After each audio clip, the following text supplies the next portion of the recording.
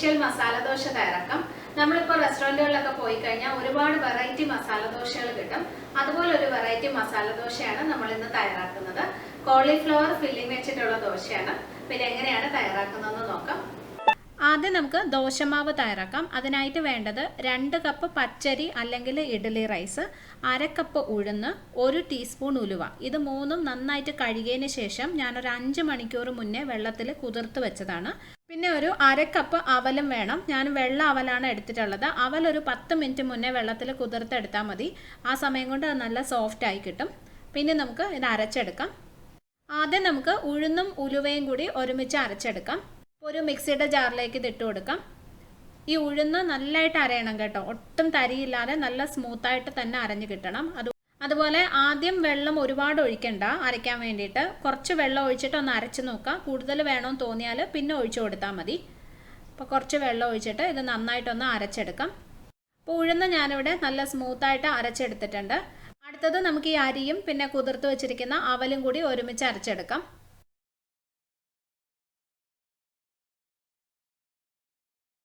അപ്പോൾ മാവ് അരച്ചെടുത്തിട്ടുണ്ട്. ഇനി നമ്മുടെ കൈവച്ച് തന്നെ ഇത് നന്നായിട്ട് മിക്സ് ചെയ്തെടുക്കുക. കൈവച്ച് ചെയ്യുമ്പോൾ മാവ് നന്നായി പൊങ്ങി വരും എന്നാണ് പറയുന്നത്. അപ്പോൾ കൈ നന്നായിട്ടൊന്ന് ക്ലീൻ ചെയ്തതിന് ശേഷം ഇതുപോലെ മിക്സ് ചെയ്തെടുക്കാം.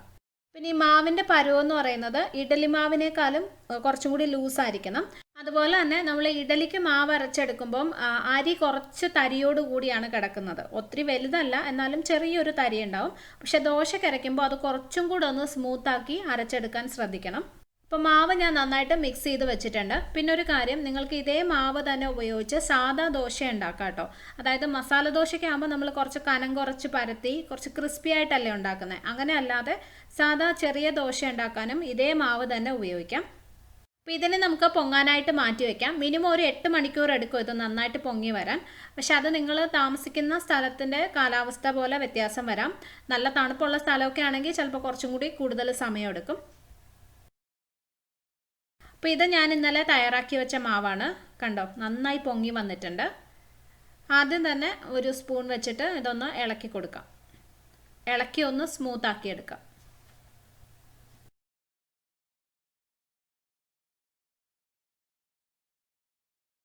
അപ്പോൾ ഈ ദോശമാവ് റെഡി ആയിട്ടുണ്ട്. ഇത് നമുക്ക് മാറ്റി വെക്കാം. എന്നിട്ട് മസാല തയ്യാറാക്കാം.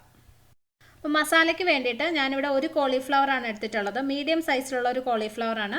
ഇത് ചെറിയ ചെറിയ ഇതളുകളായിട്ട് മുറിച്ച് വെച്ചിട്ടുണ്ട്. നമ്മൾ സാധാരണ കറിയിൽ ചേർക്കുന്നേക്കാളും കുറച്ചും കൂടി ചെറുതായിട്ട് മുറിക്കുന്നതാണ് നല്ലത്. ഇതുപോലെ കണ്ടോ. ഓക്കെ, ഇത് ഞാൻ നന്നായിട്ട് കഴുകിയതിന് ശേഷം കുറച്ച് ചൂട് വെള്ളത്തിൽ ഒരല്പം മഞ്ഞൾപ്പൊടിയും ഉപ്പും ഇട്ടിട്ട് ഒരു 10 മിനിറ്റ് മുന്നേ ഇട്ട് വെച്ചതാണ്. നിങ്ങൾക്കറിയാലോ, ചില സമയത്തൊക്കെ നമ്മൾ കോളിഫ്ലവർ കട്ട് ചെയ്യുമ്പോൾ അതിനകത്ത് ചെറിയ പുഴുക്കളൊക്കെ ഉണ്ടാവും. അപ്പോൾ അങ്ങനെ എന്തെങ്കിലും ഉണ്ടെങ്കിൽ അത് പോകാൻ വേണ്ടിയിട്ടാണ് ഇങ്ങനെ ചെറിയ ചൂടുവെള്ളത്തിൽ മഞ്ഞൾപ്പൊടിയും ഉപ്പും ഇട്ട് വെക്കുന്നത്. ഇതിന് നിങ്ങൾ കറിയിൽ ചേർക്കുന്നതിന് മുന്നേ ഈ വെള്ളം കളഞ്ഞിട്ട് വീണ്ടും ഒരു 2-3 പ്രാവശ്യം കഴുകിയെടുക്കണം.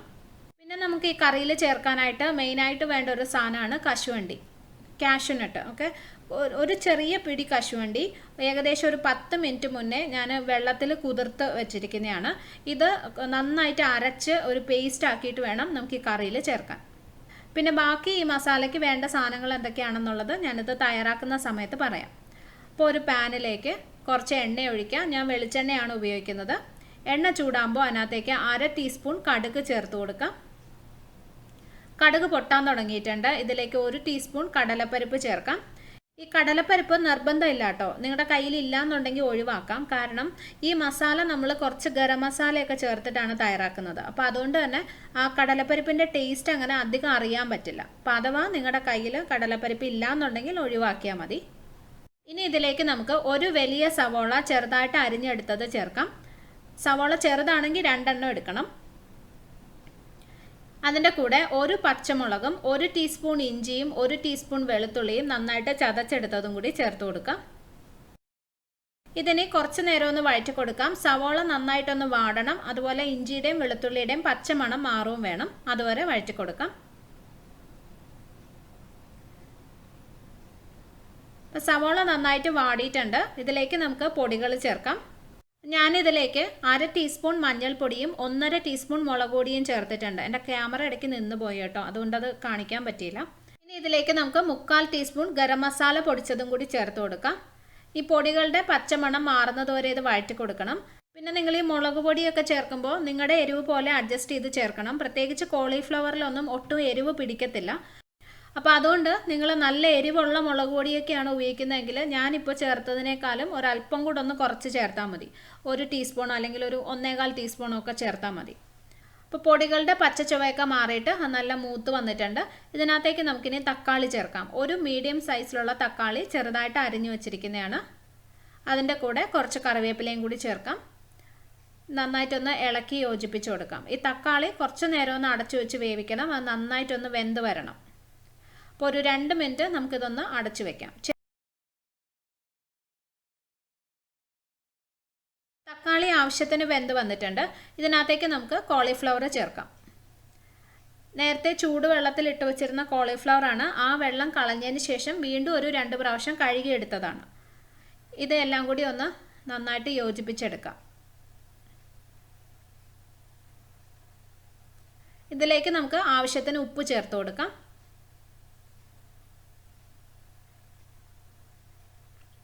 നന്നായിട്ടൊന്ന് മിക്സ് ചെയ്തെടുക്കാം. ഇതിലേക്ക് നമുക്കിനി കുറച്ച് വെള്ളം ഒഴിച്ചിട്ട് വേവിക്കണം. കോളിഫ്ലവർ വേവാൻ ഒത്തിരി വെള്ളം ആവശ്യമില്ല, പെട്ടെന്ന് വെന്ത് കിട്ടും. അപ്പോൾ അതുകൊണ്ട് ഒരു 1/2 കപ്പ് വെള്ളം മതിയാവും. അപ്പോൾ ഇത് നമുക്കിനി അടച്ചു വെച്ച് മീഡിയം ഫ്ലെയിമിലിട്ട് വേവിക്കാം. ഏകദേശം ഒരു 10 മിനിറ്റിനുള്ളിൽ തന്നെ ഇത് നല്ല സോഫ്റ്റ് ആയി കിട്ടും. പിന്നെ ഇടയ്ക്ക് നിങ്ങളൊന്ന് തുറന്ന് നോക്കണം, വെള്ളം വറ്റിപ്പോയിട്ടുണ്ടോ എന്ന് നോക്കണം. പിന്നെ നന്നായിട്ടൊന്ന് ഇളക്കി കൊടുക്കുകയും വേണം. മസാലയൊക്കെ കോളിഫ്ലവറിൽ ഒരുപോലെ നന്നായിട്ട് പിടിക്കാനായിട്ട് ഇടയ്ക്കൊന്ന് ഇളക്കി കൊടുക്കുന്നത് നല്ലതാണ്. അപ്പോൾ ഇത് നമുക്കൊന്ന് അടച്ചു വയ്ക്കാം. ഇപ്പോൾ കണ്ടോ, കോളിഫ്ലവർ ആവശ്യത്തിന് വെന്തിട്ടുണ്ട്. ആ വെള്ളമൊക്കെ വറ്റി നല്ല ഡ്രൈ ആയിട്ട് വന്നിട്ടുണ്ട്. ഇനി ഇതിലേക്ക് നമുക്ക് കശുവണ്ടി അരച്ചത് ചേർത്ത് കൊടുക്കാം. നമ്മൾ നേരത്തെ വെള്ളത്തിൽ കുതിർത്ത് വെച്ച കശുവണ്ടിയാണ്. അത് കുറച്ച് വെള്ളം ചേർത്ത് നന്നായിട്ട് അരച്ചെടുത്തതാണ്. എല്ലാം കൂടി നന്നായിട്ടൊന്ന് ഇളക്കി യോജിപ്പിച്ച് കൊടുക്കാം. നിങ്ങൾ ഈ കാഷ്യൂനട്ടിൻ്റെ പേസ്റ്റ് ചേർക്കുന്നത് ഒഴിവാക്കരുത് കേട്ടോ. അത് ചേർക്കുമ്പോൾ മസാലയ്ക്ക് നല്ലൊരു ടേസ്റ്റാണ്. അപ്പോൾ ഇതിനെ നമുക്കൊരു 2 മിനിറ്റും കൂടി ചെറിയ തീയിൽ അടച്ചു വെക്കാം. നമ്മൾ ചേർത്ത കാഷ്യൂനട്ടിൻ്റെ പേസ്റ്റ് ഉണ്ടല്ലോ, അതിൻ്റെ ആ ഒരു ഫ്ലേവറും ടേസ്റ്റും ഒക്കെ മസാലയിലോട്ടൊന്ന് വരാൻ വേണ്ടിയിട്ടാണ്. അപ്പോൾ മസാല റെഡി ആയിട്ടുണ്ട്. ആവശ്യത്തിന് ഡ്രൈ ആയിട്ട് വന്നിട്ടുണ്ട്. അപ്പോൾ ഇത് വളരെ ടേസ്റ്റി ആയിട്ടുള്ളൊരു മസാലയാണ് കേട്ടോ. നിങ്ങൾ ഈ ദോശയിൽ ഫില്ലിംഗ് ആയിട്ട് വെച്ചതിന് ശേഷം ബാക്കിയുണ്ടെങ്കിൽ ചപ്പാത്തിയുടെ കൂടെയും കഴിക്കാം. നല്ല ടേസ്റ്റിയാണ്. അപ്പോൾ മസാല റെഡി ആയിട്ടുണ്ട്. ഇനി നമുക്ക് ദോശ ചുട്ടെടുക്കാം. നേരത്തെ തയ്യാറാക്കി വെച്ച മാവുണ്ടല്ലോ, അതിനകത്തുനിന്ന് പകുതി ദോശമാവാണ് ഞാൻ എടുത്തിട്ടുള്ളത്. ബാക്കി പകുതി ഫ്രിഡ്ജിൽ സൂക്ഷിക്കാം. പിന്നെ നമുക്ക് ആവശ്യമുള്ളപ്പോൾ എടുക്കാം. ഈ ദോശമാവ് നിങ്ങൾക്ക് കുറച്ച് കട്ടിയായിട്ട് തോന്നുവാണെങ്കിൽ ഇതിനകത്ത് കുറച്ച് വെള്ളം ഒഴിച്ചിട്ടൊന്ന് ലൂസാക്കണം. എന്നാൽ മാത്രമേ നമുക്കത് നന്നായിട്ട് പരത്തിയെടുക്കാൻ പറ്റുള്ളൂ. അഥവാ നിങ്ങൾക്ക് അതിൻ്റെ പരുവം അറിയത്തില്ല, അതായത് കട്ടിയാണോ ഇല്ലയോ എന്ന് അറിയത്തില്ല എന്നുണ്ടെങ്കിൽ ആദ്യത്തെ ഒരു ദോശ ചുട്ട് നോക്കാം. അപ്പം നിങ്ങൾക്ക് അറിയാൻ പറ്റുമല്ലോ. പരത്തുമ്പം ബുദ്ധിമുട്ടായിട്ട് തോന്നുകയാണെങ്കിൽ പിന്നെ കുറച്ച് വെള്ളം ഒഴിച്ചിട്ട് ലൂസാക്കിയാൽ മതി. അപ്പോൾ ഈ മാവ് എന്തായാലും കുറച്ചും കൂടെ ഒന്ന് ലൂസാവണം. അപ്പം ഞാൻ അതിനകത്ത് ഒരു 1/4 കപ്പ് വെള്ളം കൂടി ഒഴിച്ചിട്ട് ഒന്ന് മിക്സ് ചെയ്തെടുക്കുവാണ്. വെള്ളം കൂടി പോകരുത് കേട്ടോ. കുറച്ച് വെള്ളം ഒഴിച്ചിട്ട് മിക്സ് ചെയ്ത് നോക്കാം. പിന്നെ വേണമെങ്കിൽ ചേർത്താൽ മതി. അപ്പം മാവ് ഇവിടെ ആവശ്യത്തിന് ലൂസാക്കി എടുത്തിട്ടുണ്ട്. ഇനി ഇതിലേക്ക് നമുക്ക് 1 ടീസ്പൂൺ റവ ചേർത്ത് കൊടുക്കാം. റവ ചേർക്കുന്നത് ദോശ കുറച്ചൊന്ന് ക്രിസ്പി ആവാൻ വേണ്ടിയിട്ടാണ്. അതിൻ്റെ കൂടെ 1 ടീസ്പൂൺ പഞ്ചസാരയും കൂടി ചേർക്കാം. പഞ്ചസാര ചേർക്കുമ്പോൾ ദോശയ്ക്ക് നല്ലൊരു ഗോൾഡൻ കളർ കിട്ടും. നന്നായിട്ടൊന്ന് ഇളക്കി കൊടുക്കാം. ഇതിപ്പോൾ നമ്മൾ മസാല ദോശ തയ്യാറാക്കാനായതുകൊണ്ടാണ് ഇതിനകത്ത് റവയും പഞ്ചസാരയൊക്കെ ചേർത്തത് കേട്ടോ. അതല്ലാതെ സാധാ ദോശ ഉണ്ടാക്കാനായിട്ട് അതൊന്നും ചേർക്കേണ്ട ആവശ്യമില്ല. വെറുതെ ദോശമാവ് അതുപോലെ ഉപയോഗിച്ചാൽ മതി. ഇതിനകത്ത് ഞാൻ ആവശ്യത്തിന് ഉപ്പും കൂടി ചേർത്തിട്ടുണ്ട്. എന്നിട്ട് നന്നായിട്ടൊന്ന് ഇളക്കി യോജിപ്പിച്ച് കൊടുക്കാം. നമ്മുടെ ദോശമാവ് റെഡിയാണ്. ഇനി നമുക്ക് ചുട്ടെടുക്കാം. ദോശ ചുടാനായിട്ട് ഏറ്റവും നല്ലത് ദോശക്കല്ലാണ്. പക്ഷെ എൻ്റെ കയ്യിൽ ദോശക്കല്ലില്ല. അപ്പോൾ അതുകൊണ്ട് ഞാനൊരു നോൺ സ്റ്റിക്ക് പാൻ ഉപയോഗിക്കുകയാണ്. ഇത് കുറച്ചൊന്ന് ചൂടാവണം. പക്ഷെ ഒരുപാട് ചൂട് കൂടിപ്പോകാനും പാടില്ല. ചൂട് കൂടിപ്പോയാലും നമുക്ക് ദോശ നന്നായിട്ട് പരത്താൻ പറ്റില്ല. മാവ് ഒഴിച്ച് പരത്തുന്ന സമയത്ത് അത് അവിടെ ഇവിടെ ഇങ്ങനെ ഒട്ടിപ്പിടിച്ചിരിക്കും. അപ്പോൾ അതുകൊണ്ടൊരു മീഡിയം ഫ്ലെയിമിലിട്ടിട്ട് ചൂടാക്കാം. ഇപ്പോൾ പാൻ ആവശ്യത്തിന് ചൂടായിട്ടുണ്ട്. ഇതിനകത്തേക്ക് മാവ് ഒഴിക്കാം. എന്നിട്ട് ഇതുപോലെ പരന്ന ഒരു സ്പൂൺ വെച്ചിട്ട് പതുക്കെ ഇങ്ങനെ പരത്തി കൊടുക്കുക. ആദ്യം നടുക്ക് കുറച്ച് നേരം ഒന്ന് പരത്തണം. എന്നിട്ട് പുറത്തോട്ട് പരത്തിയാൽ മതി.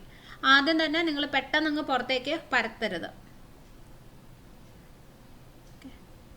ഈ സമയത്ത് ഒരു മീഡിയം ഫ്ലെയിമിനും ലോ ഫ്ലെയിമിനും ഇടയിലിടണം. കാരണം അല്ലെങ്കിൽ ദോശ പെട്ടെന്ന് സൈഡിൽ നിന്ന് മുകളിലോട്ട് പൊങ്ങി വരും. അപ്പോൾ അത് കറക്റ്റായിട്ട് ബ്രൗൺ ആയി കിട്ടില്ല. ഇനി ഇതിൻ്റെ മുകളിൽ ആ മാവ് കുറച്ചൊന്ന് വെന്ത് വരുന്ന സമയത്ത് നമുക്ക് എണ്ണ അല്ലെങ്കിൽ നെയ്യ് ചേർത്ത്. ദോശ കുറച്ചൊന്ന് വെന്തിട്ടുണ്ട്. ഇതിനകത്തേക്ക് നമുക്ക് ആവശ്യത്തിന് നെയ്യ് അല്ലെങ്കിൽ എണ്ണ ഒഴിക്കാം. ഞാൻ നെയ്യാണ് ചേർത്തത്. അതിനുശേഷം ഒരു സ്പൂൺ അല്ലെങ്കിൽ ബ്രഷ് വെച്ചിട്ട് അതിങ്ങനെ ഒന്ന് സ്പ്രെഡ് ചെയ്ത് കൊടുക്കാം. എല്ലാ സ്ഥലത്തും ഒരുപോലെ ഒന്ന് ആ നെയ്യ് അല്ലെങ്കിൽ എണ്ണ ഒന്ന് സ്പ്രെഡ് ചെയ്ത് കൊടുക്കണം. ഇനി നമ്മൾ ദോശയൊക്കെ എടുക്കാൻ ഉപയോഗിക്കുന്ന ഇതുപോലെ പരന്ന ഒരു സ്പൂൺ ഉണ്ടാവില്ലേ, അത് വെച്ച് ഈ ദോശയുടെ മുകളിൽ പതുക്കെ ഇങ്ങനെ തടവി കൊടുത്തുകൊണ്ടിരിക്കാം. എന്തിനാണ് ഇങ്ങനെ ചെയ്യുന്നതെന്ന് ചോദിക്കരുത്, എനിക്കറിയില്ല. പക്ഷേ എൻ്റെ ഒരു ഫ്രണ്ട് പറഞ്ഞു തന്ന ടിപ്പാണിത്. ഞാൻ ട്രൈ ചെയ്ത് നോക്കിയപ്പോൾ ഇങ്ങനെ ചെയ്യുമ്പോഴാണ് ദോശ കറക്റ്റായിട്ട് എല്ലാ സ്ഥലത്തും നല്ലൊരു ബ്രൗൺ കളർ കിട്ടുന്നത്. അല്ലാതെ ചെയ്യുമ്പോൾ എനിക്ക് ഒരിക്കലും കറക്റ്റായിട്ട് ദോശ കിട്ടിയിരുന്നില്ല. പക്ഷെ ഇങ്ങനെ ചെയ്തു തുടങ്ങിയപ്പോൾ അത് നന്നായിട്ട് വരാൻ തുടങ്ങി. അപ്പം അതുകൊണ്ട് നിങ്ങളും ട്രൈ ചെയ്ത് നോക്കൂ. ഒരുപാട് അമർത്തിയല്ല ഞാൻ ഇങ്ങനെ തടവുന്നത്, പതുക്കെ മുകളിൽ ഇങ്ങനെ തടവി കൊടുത്തുകൊണ്ടിരിക്കുക. എനിക്ക് തോന്നുന്നു അത് സൈഡിൽ നിന്നൊക്കെ ഇങ്ങനെ പൊങ്ങി വരാതിരിക്കാൻ ഇത് ഹെൽപ്പ് ചെയ്യും. അപ്പം ദോശ ഇവിടെ ആവശ്യത്തിന് ബ്രൗൺ ആയിട്ടുണ്ട്. ഇതിനകത്തേക്ക് നമുക്ക് മസാല വെച്ച് കൊടുക്കാം. ആവശ്യത്തിന് മസാല വയ്ക്കാം. മസാല ദോശ ഒരുപാട് ക്രിസ്പി ആവണ്ട കേട്ടോ. നമ്മൾ നെയ് റോസ്റ്റൊക്കെ ചെയ്യുന്ന പോലെ ഒത്തിരി ക്രിസ്പി ആയി കഴിഞ്ഞാൽ മടക്കുമ്പോൾ അത് ഒടിഞ്ഞു പോവും, അപ്പോൾ ഇങ്ങനെ പൊട്ടിപ്പോവും. അപ്പോൾ അതുകൊണ്ട് കുറച്ചൊന്ന് ക്രിസ്പി ആയാൽ മതി. ഇനി ഇത് നിങ്ങൾക്ക് ഇഷ്ടമുള്ള ഷേപ്പിൽ മടക്കിയെടുക്കാം. കണ്ടോ, നല്ല ബ്രൗൺ നിറം ആയിട്ടുണ്ട്. ആവശ്യത്തിന് ക്രിസ്പിയാണ്, എന്നാൽ അങ്ങനെ പൊട്ടിപ്പോകുന്ന രീതിയിലായിട്ടില്ല.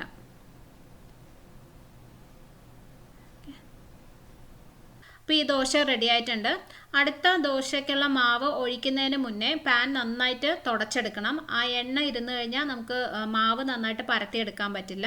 അതുപോലെ ചൂട് കറക്റ്റ് ആണോ എന്ന് നോക്കണം. ചൂട് കൂടിപ്പോയാലും നന്നായിട്ട് പരത്താൻ പറ്റില്ല. ഇതിലേക്ക് നമുക്ക് ആവശ്യത്തിന് മാവ് ഒഴിച്ചു കൊടുക്കാം. എന്നിട്ട് ഞാൻ നേരത്തെ പറഞ്ഞ പോലെ ആദ്യം നടുക്ക് കുറച്ചൊന്ന് പരത്തണം. കുറച്ച് നേരം ഒന്ന് പരത്തിയതിന് ശേഷം പിന്നെ പുറത്തോട്ട് പരത്തിയാൽ മതി.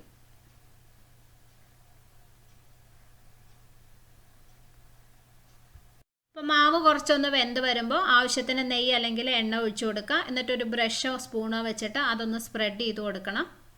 അതിന് ശേഷം ഇതുപോലെ ഫ്ലാറ്റായിട്ടുള്ള ഒരു സ്പൂണ് വെച്ചിട്ട് പതുക്കെ ഇങ്ങനെ തടവി കൊടുക്കുക. ഒരുപാട് അമർത്താതെ പതുക്കെ തടവണം.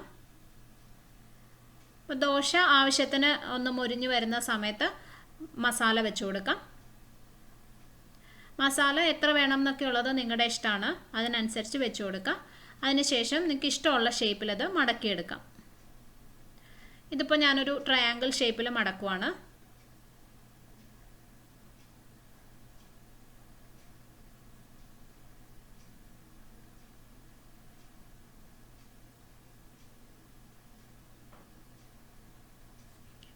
അപ്പോൾ ഈ ദോശയും റെഡി ആയിട്ടുണ്ട്.